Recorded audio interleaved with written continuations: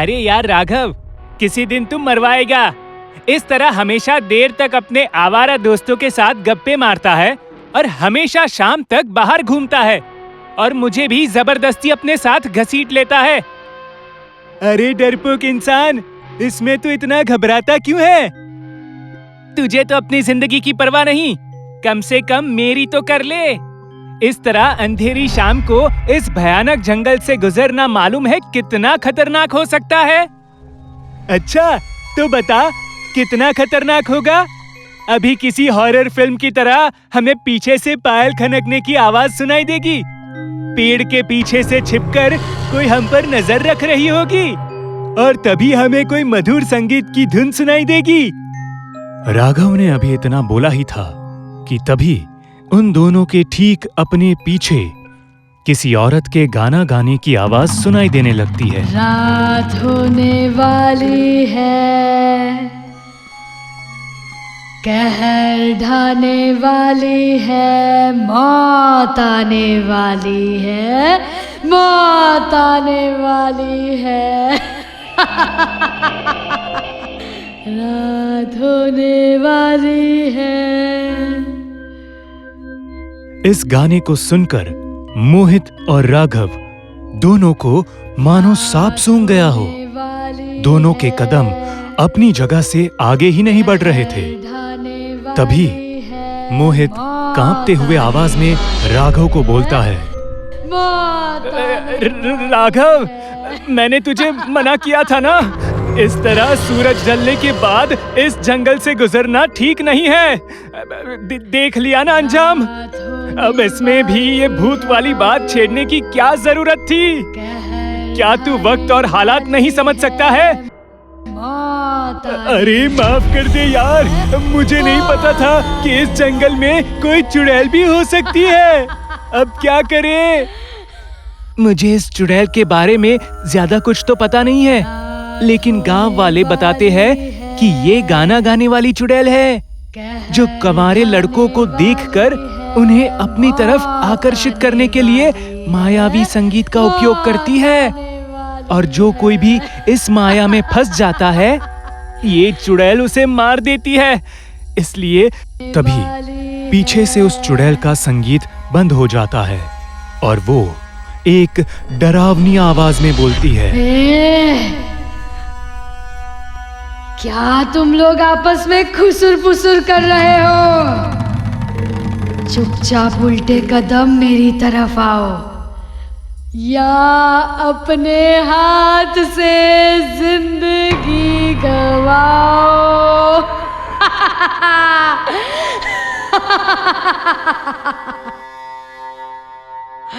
यार बहुत डर लग रहा है, क्या करें? मुझे तो अब एक ही रास्ता नजर आ रहा है। वो क्या? शरीर की पूरी ताकत लगाकर बस भागो यहाँ से। मोहित इससे पहले कि राघव को रोकता, राघव वहां से भागने लगा था। अरे रुक राघव, तू अपनी मौत को बुलावा दे रहा है, ऐसा मत कर मेरे भाई। तभी मोहित को यह एहसास हुआ कि वो गाना गाने वाली चुड़ैल का संगीत पूरी तरह बंद हो चुका है और ऐसा लगता है कि वो अब उसके पीछे से हट चुकी है। मोहित को डर तो बहुत लग रहा था, लेकिन थोड़ी हिम्मत जुटाकर पीछे मुड़ता है तो उसे वो चुड़ैल कहीं नहीं दिखती। भगवान तेरा लाख लाख शुक्र है जो तूने उस चुड़ैल को मेरे पीछे से हटा दिया। लेकिन एक मिनट, वो चुड़ैल आखिर अचानक गई कहां? मुझे पूरा यकीन है वो राघव के पीछे गई होगी। हे भगवान, अब मैं राघव की मदद कैसे करूं? मोहित को बिल्कुल समझ नहीं आ रहा था कि वो करे तो करे क्या, क्योंकि अब धीरे धीरे अंधेरा अपना कहर ढा रहा था और रात अपना डरावना रूप लेती जा रही थी। तभी मोहित के दिमाग में ख्याल आता है कि क्यों ना जल्दी से गांव वालों को बुला लिया जाए और फिर राघव को ढूंढने निकला जाए। मोहित पहले तो जंगल से बाहर की तरफ भागा खुशकिस्मती से बीच में उसका सामना उस चुड़ैल से नहीं हुआ। गांव पहुंचकर उसने फौरन कुछ गांव वालों को अपनी आप बीती और राघव की स्थिति के बारे में बताया।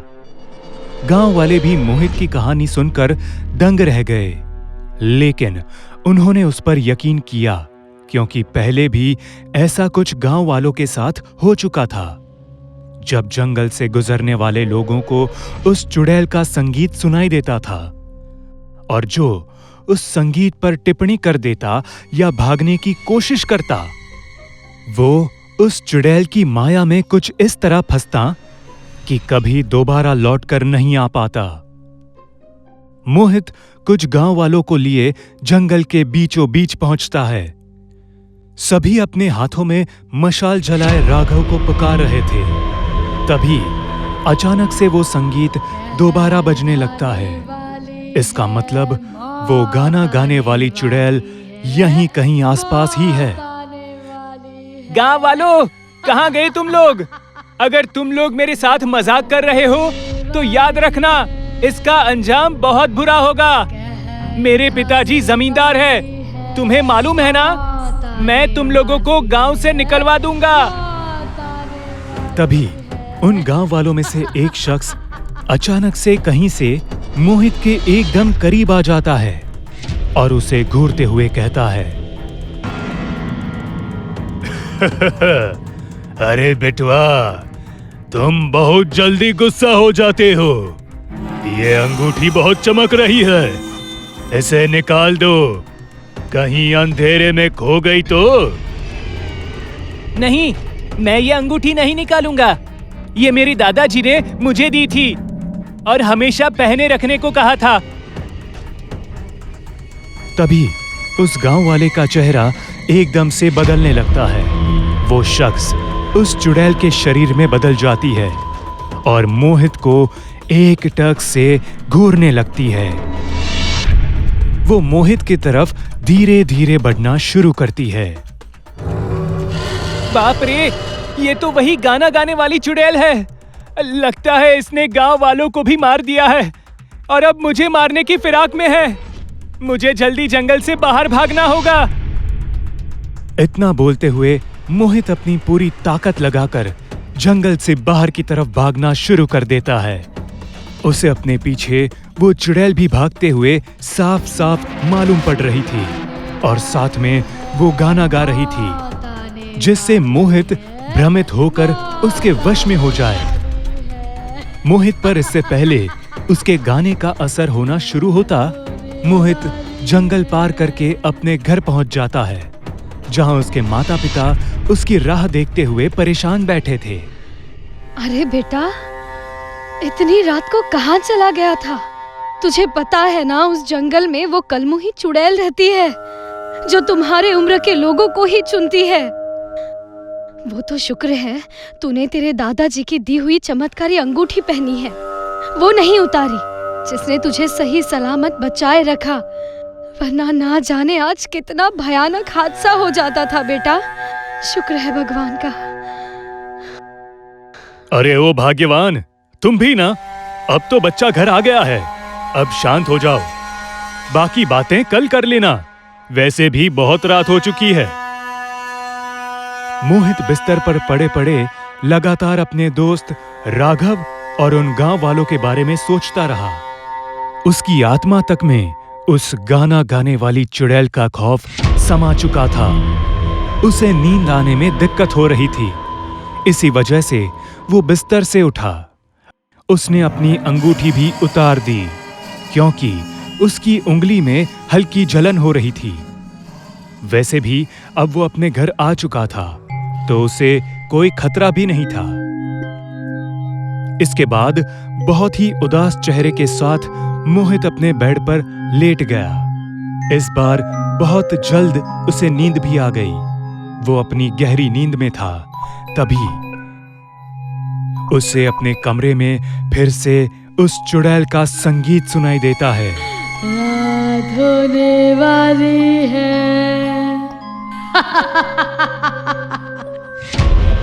मोहित अपने बिस्तर पर एकदम अजीब तरह से छटपटाने लगता है और इसके साथ ये सीन यहीं एंड हो जाता है। अब सुबह हो चुकी थी। मोहित अपनी नींद से जागता है। उसे अपने ही घर में अपने माता पिता के छाती पीट पीट कर रोने की चीखें सुनाई देती है। मोहित इससे बहुत चौंक जाता है। मोहित तभी टेबल की तरफ अपनी अंगूठी लेने के लिए देखता है, लेकिन उसे अपनी अंगूठी वहां नहीं मिलती, जबकि उसे अच्छे से याद है पिछली रात सोने से पहले उसने इसी टेबल पर अपनी अंगूठी निकालकर रख दी थी। खैर, उसके लिए अंगूठी ढूंढने से ज्यादा जरूरी था बाहर का माहौल जानना, क्योंकि उसकी बेचैनी अब बढ़ती जा रही थी। वो अपने कमरे से बाहर निकलकर आता है तो देखता है उसके माता पिता एक लाश के पास सिर रखकर बहुत रो रहे हैं। यह देखकर मोहित समझ जाता है कि जरूर ये उसके दोस्त राघव की लाश ही होगी, जिसके लिए उसके माता पिता शोक मना रहे हैं। मोहित अपने माता पिता को जाकर समझाता है, लेकिन ये क्या, उसके माता पिता तो उसकी तरफ देख भी नहीं रहे थे। तभी उस लाश पर से कपड़ा हटता है और फिर जो मोहित देखता है वो देखकर उसे एक करारा झटका लगता है। ये लाश किसी और की नहीं बल्कि उसकी खुद की थी, यानी कि मोहित अब एक भटकती आत्मा था। उसकी मौत तो कल रात उसी वक्त हो गई थी जब अंगूठी निकालकर वो सोने गया और उसे गाना गाने वाली चुड़ैल का एहसास हुआ, और उसी वक्त उस चुड़ैल ने मोहित के गले पर अपने दांत गड़ाकर उसे मार दिया। मोहित को अंगूठी नहीं निकालनी चाहिए थी, क्योंकि वो चुड़ैल भले जंगल में उसे ना मार पाई, लेकिन उसका पीछा करते करते वो उसके घर तक, उसके कमरे तक पहुंच गई थी। और मोहित ने जैसे ही एक गलती की, मोहित के जिंदगी का चैप्टर यहीं क्लोज हो गया।